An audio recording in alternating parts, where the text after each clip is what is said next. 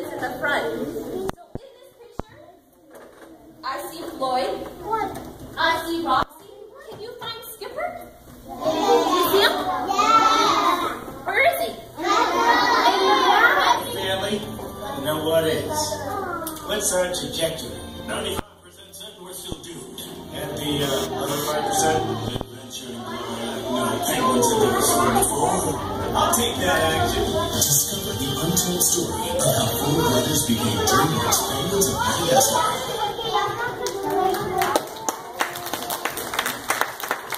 Here we are with Milena.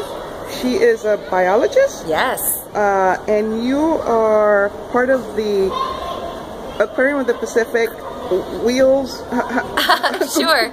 So I'm an outreach supervisor, so I run the Aquarium on Wheels program at the Aquarium of the Pacific, and that's where we take animals out to schools, festivals, all kinds of community events. But primarily my job is to educate people about marine science and the issues of marine science that people should know about.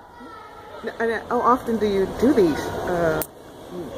Presentations? You know, it happens all the time. There are so many different audiences to try and educate and serve. Going out into the community is something that we do on a weekly basis in order to help spread the word and obviously help people connect with the ocean a little bit more. In general, at the aquarium, most of my time is spent just talking about the exhibits and getting people excited about the ocean and feeling like explorers. And today we're here at Para Los Niños, and you're talking about penguins, specific penguins. Can you tell us a little about them? Sure. Well, we have a couple of penguins that were born this summer. One of them is actually a namesake of one of the penguins from the movie Penguins of Madagascar. His name is Skipper.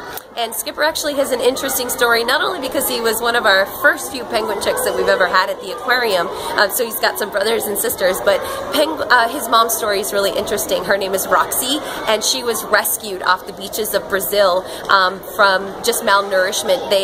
She and a group of her penguin friends decided to go on a swim, and they swam chasing their food for so long. They got lost, they got tired, malnourished, they washed up on a beach, they were rescued, and that's how they came to us into the aquarium. So Roxy and a couple of the other penguins that live with us have an amazing story of survival. But really the important thing is that Roxy found love at the aquarium. She found Floyd, and Floyd and her had, you know, a wonderful relationship, and in that relationship they made the successful union caused Skipper and his birth of all the brothers and sisters as well. Oh, that's a wonderful story. Thank you so much, Milena, for sharing these wonderful stories with all these kids that, you know, if you didn't do what you did, they would not know. Oh, well, thank you so much. It's part of our mission of the aquarium, you know, to help people understand just the importance of animals, but even more importantly, people's impact on the environment. And penguins tell a really great story of climate change and how folks can do simple things like ride the bus more, walk to go get your groceries, and maybe stop driving so much. And, you know, the climate change can really affect the animals, and that's probably why Roxy and her friends were just swimming so far up chasing their food. So very simple things that you can do on a daily basis is what we try and make sure that everybody knows about, that you can protect the ocean yourself.